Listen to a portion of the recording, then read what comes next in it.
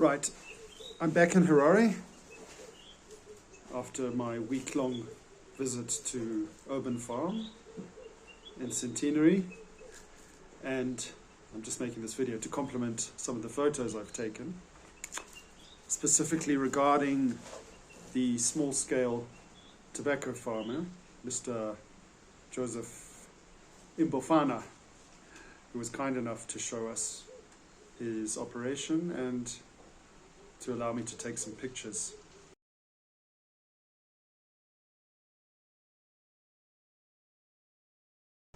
I have had the opportunity to speak to Derek Duris, who manages the current operations of Urban Farm, which is principally growing of bananas. Now, a little bit of background. Urban Farm was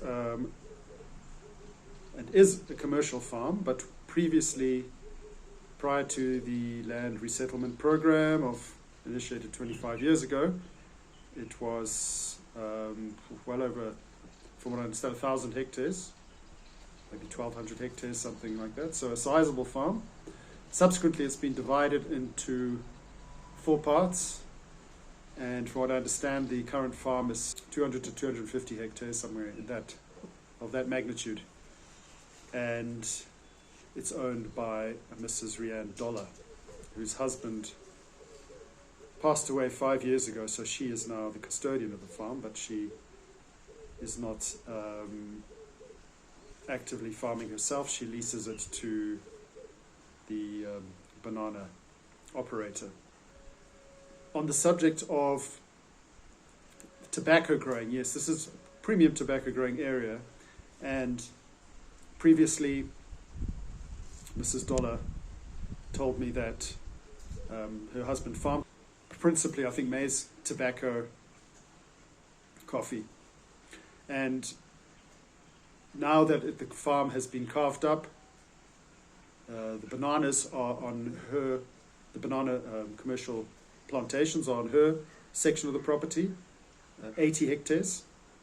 You will see in the video that there is a plant nursery there with another 2,000 banana plants ready to be planted out. However, around the farm are the tobacco growers. So that's what I want to focus on. And this is a challenge within the current context of the situation, the economic, political situation in Zimbabwe, that we have small-scale tobacco farmers who are producing and have, as far as I know, for the last 20 years, produced the bulk of Zimbabwe's tobacco crop. I think only now are there some commercial tobacco growers who are coming back into the fold. But these small-scale, there are lots of them, they're all producing relatively small quantities, but collectively produce a lot. Now, they are contracted by the big tobacco farmers. They are obliged, he tells me, to provide their contracted farmers with coal to fire the tobacco flues, which dry out the tobacco within the tobacco barns.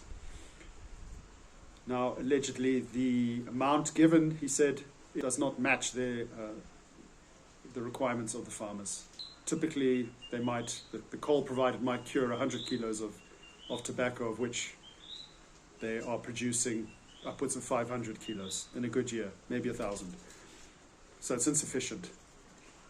A secondary problem is that the farmers are selling on the coal, which they've been given, and instead using hardwoods from the surrounding woodlands. So I've provided some photographic evidence of that. So I've seen it with my own eyes. Trees are being felled, sadly. Beautiful hardwood trees, like the Brachystegia glaucescens, the mountain acacia, which is such a beautiful tree, which sort of typifies the koppies and the hills there, amongst the granite boulders. And it has a lovely red heartwood surrounded by an outer white colored wood.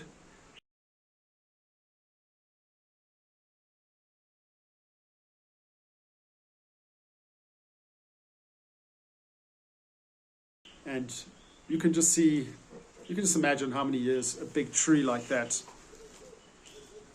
has taken to grow, you know? I'm guessing decades.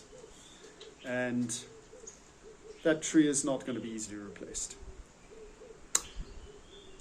So one wonders, why not burn eucalyptus wood? We seem to have enough eucalyptus plantations countrywide. Well, my anecdotal observation is a lot of these woodlands are not well maintained. From what I've seen from the driving on the main roads out towards Nyanga, Rusapi, as well as the drive to Centenary, you have woodlots, but the trees are spindly, there's a lot of offshoots. The best managed woodlot I saw was at Peterhouse School when I was driving with my brother on that main Harare-Matari road. And I think that just says something about where the country's been at these last 25 years. So I just think this is a problem that really needs to be highlighted, much like the wetlands situation, of which I heard a great talk by Julia Perini 2 weeks ago on the perilous state of our wetlands. The city of Harare is basically built on a wetland. I think we are not taking seriously enough. And it will affect the state of our ecology and also the sustainability of the inhabitants of this country in the generations to come. Let's try and broaden the conversation and create a sense of engagement, recognizing that there are individuals who are very willing to help on the ground, in their own way. And these kind of people, I think, if they are given the support, can move mountains. Derek said the Environmental Management Agency in Centenary has not been forthcoming when it comes to cracking down on these illegal, because it is illegal, wood harvesting. But the chap in the Forestry Commission next door, it's a small office, smaller than the Emma offices, but this chap, whoever he is, has been very forthcoming, very helpful, and together they have impounded a lot of illegally harvested wood from these indigenous Miombo woodlands, and it means it creates a penalty and it creates an incentive not to do it, because they impound it, it's then taken out and later auctioned. So if the people who harvested the wood want to get it back, they have to buy it, And tragically, you have eucalyptus wood that's being sold on at $30 a bundle or a cord, I think is the measurement unit used there. And right next door, there's someone selling cords for $10. So you can just see that the economics of it are not favoring preservation of our natural heritage. Yeah, just that's some food for thought.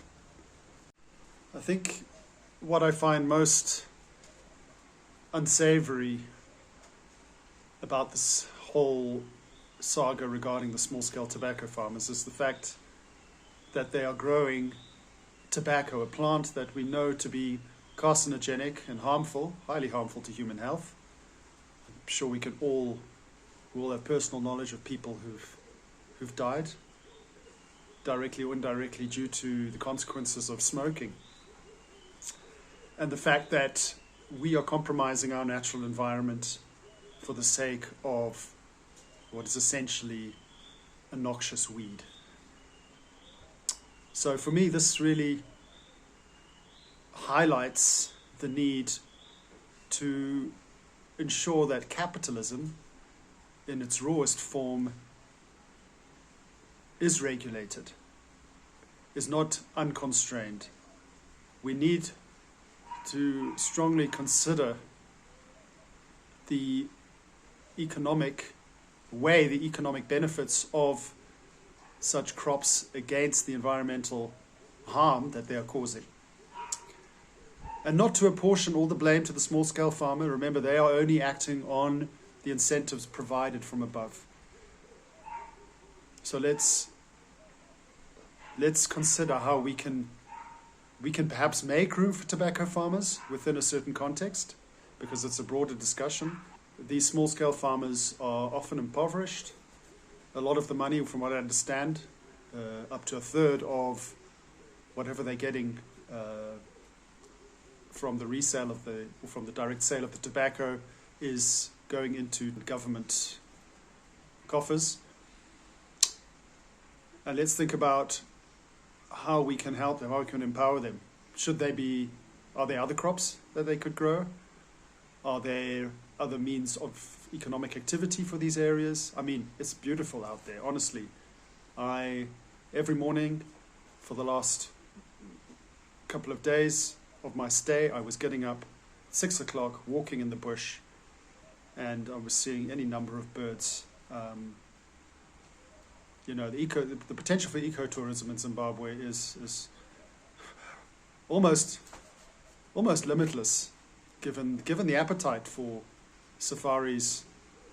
I can't understand how that is not given priority to this situation.